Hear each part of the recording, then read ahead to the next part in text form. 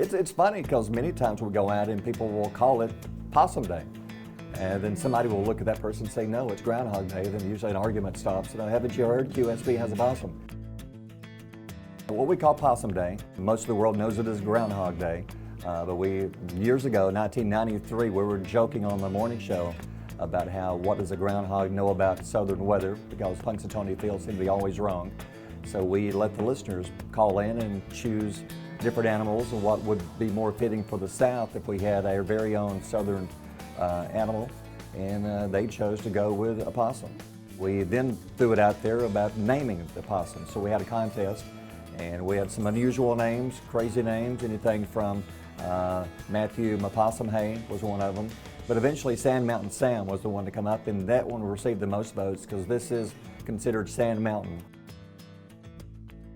Well, we didn't know what to expect the first year with a possum because we'd never really been around a possum, so luckily we had a person in town who's familiar with animals, so they agreed to come in here and kind of handle Sam. Janet, who works in the area, she has a business, Suds and Scrubs, and she's been kind enough to catch a possum every year.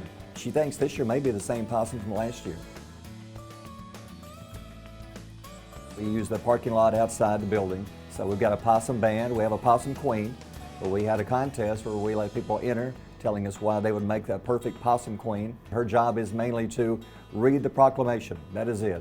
Much like they do in Punxsutawney, we'll pull Sam out of his cage, hold him up, similar to like Lion King, and let him look and see whether he sees his shadow or not, much like what you would see watching Groundhog Day. So far he's hit 23 in a row. He missed the first year. That was in '93, and that's when we had the major snowstorm. All we could guess was it snowed all over the possum hole, and well, who can be accurate when that happens? So Sand Mountain Sam is released every year back out into the wild. I know you don't hear that very often, but we treat the possum better than we do some of the people who work here. So. All right, we just heard from Sand Mountain Sam, and the clouds covered the sun for a few minutes, and he did not see his shadow, so it looks like an early spring. The people, they love it. They think it's crazy. I mean, they've never seen a possum, I guess, in person.